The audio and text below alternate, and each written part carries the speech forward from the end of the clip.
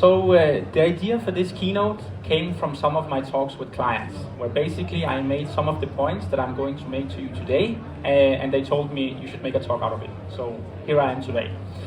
But before we get to all that, let's play the game that AI models play the most, perhaps. And that is classifying pictures of cats and dogs. So if you believe that this is a picture of a cat, you can raise your hand. If you believe that this is a picture of a dog, then you can raise your hand.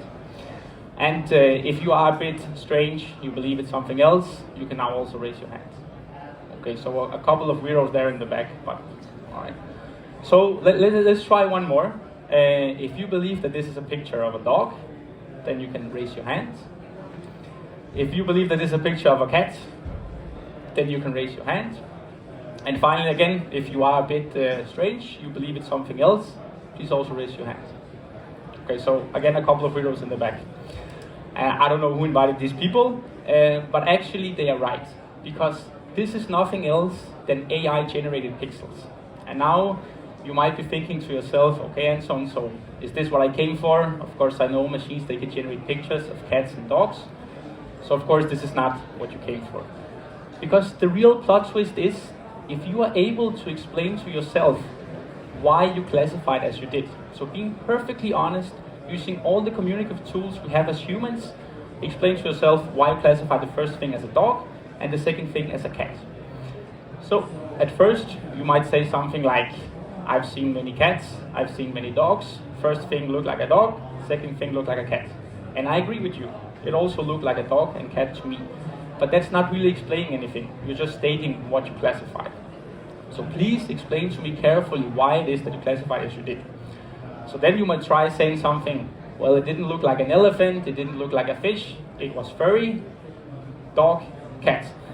But again, this is not explaining anything, you are just actually making life even harder for yourself, because now you need to explain what is an elephant, what is a fish, what is being furry. So then I would ask once again, and probably you will, at this point you will say, Anton, if you ask me one more time, so this is exactly what I would ask you. Please explain to me what it is that happened when you received the visual input, how your eyes process it, what happened inside your brain that made you go dog, cat. And at this point you probably just would leave and not speak to me for a while, but that's okay, because at least you would have gotten the point. So we are not even able to explain to ourselves, beyond simple pattern recognition, why we classify one thing as a dog, another thing as a cat.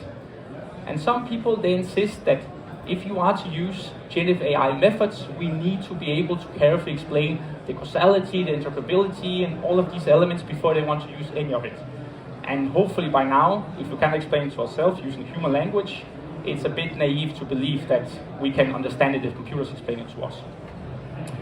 So the point is that we happily use apps that are simple to evaluate. I'm sure that many of you have used ChatGPT, and that's because you input a sentence and it outputs a sentence for you, and you can immediately see that it works well.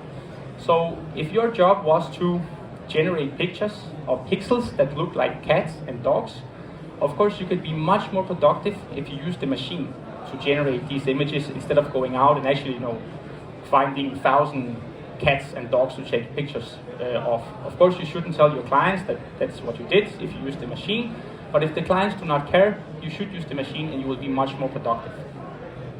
So the big point is that when the evaluation is harder, which it will be in finance and social sciences, we tend to be overly cautious.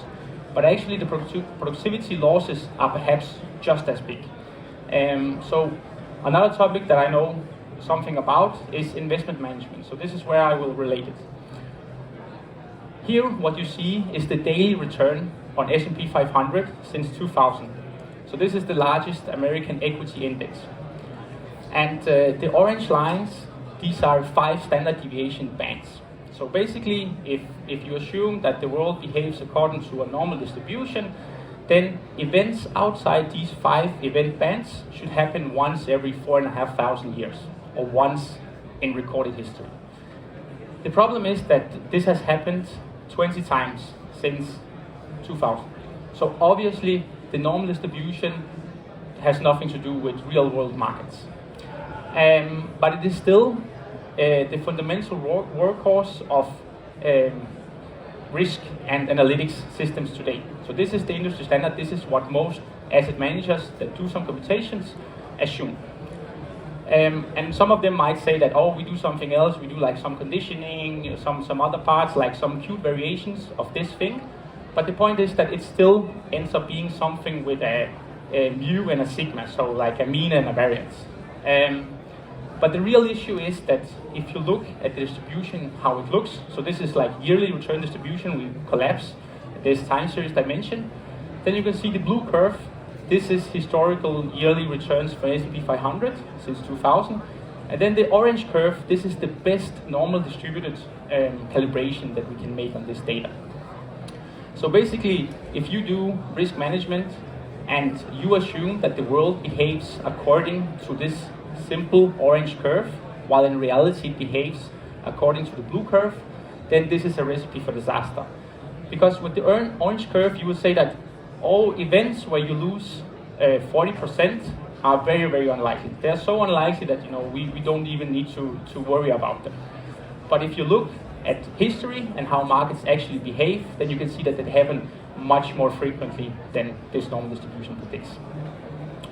So to summarize, I'm not saying that we should start to exactly predict the future. Nobody can do that. I'm also not saying that we should start predicting the unknown unknowns. What I'm saying is we should just respect history and markets, how they actually behave.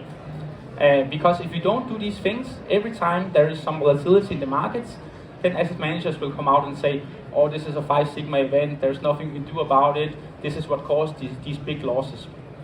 And I'm sure if you have to choose between having a loss in your portfolio of 50% and having like some explanation from your asset managers, or just avoiding this loss, then you would avoid the loss and not care about the interpretability and causality assumptions that they will give you.